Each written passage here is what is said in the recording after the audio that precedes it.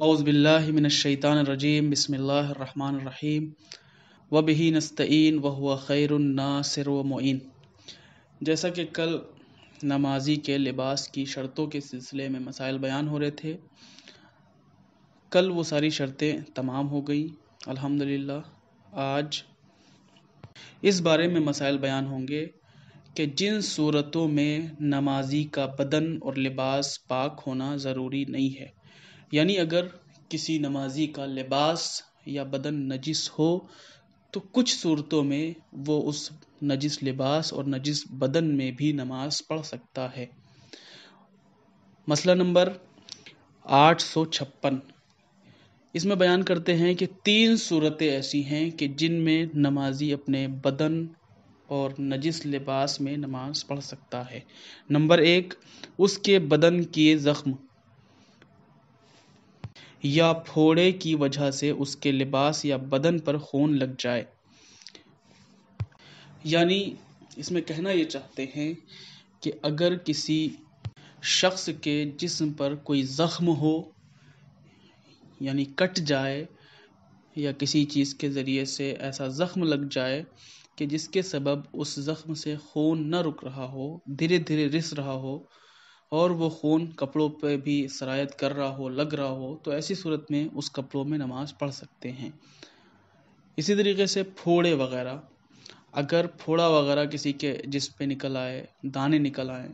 اور اس دانے سے، اس پھوڑے سے ہلکا ہلکا خون نکل رہا ہو اور وہ خون کپڑے پہ لگ جائے تو ایسی صورت میں اس لباس میں نماز پڑھ سکتے ہیں، لیکن مجبوری کی حالت میں، جہاں تک ممکن ہو کہ اس زخم پر کوئی ایسا کپڑا وغیرہ رکھ دیں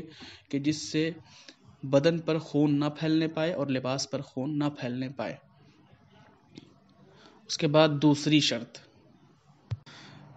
اس کے بدن یا لباس پر درہم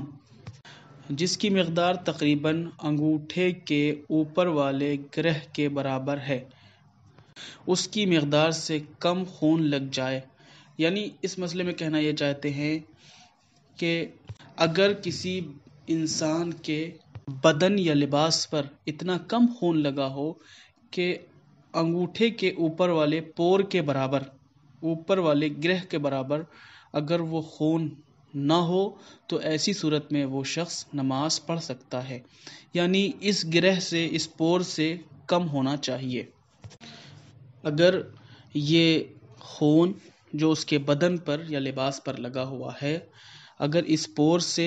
اس گرہ سے زیادہ ہو تو ایسی صورت میں وہ نماز نہیں پڑھ سکتا۔ ضروری ہے کہ پہلے اس خون کو صاف کرے، اس کپڑے کو پاک کرے، اس کے بعد نماز کو ادا کرے۔ قسم نمبر 3، شرط نمبر 3 کہ جس میں بیان کرتے ہیں کہ وہ نجس بدن یا لباس کے ساتھ نماز پڑھنے پر مجبور ہو، یعنی کوئی ایسا شخص جس کے پاس صرف ایک لباس موجود ہے اور اس کے پاس کوئی دوسرا لباس موجود نہیں ہے، اور اکثر اوقات ایسا ہوتا ہے کہ سفر میں انسان ہے اور اس کے پاس کوئی اور لباس نہیں ہے، لباس نجس ہو گیا،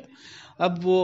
راستے میں پاک بھی نہیں کر سکتا، اب مجبور ہے کہ کیا کرے، یا تو نماز قضا ہو جائے گی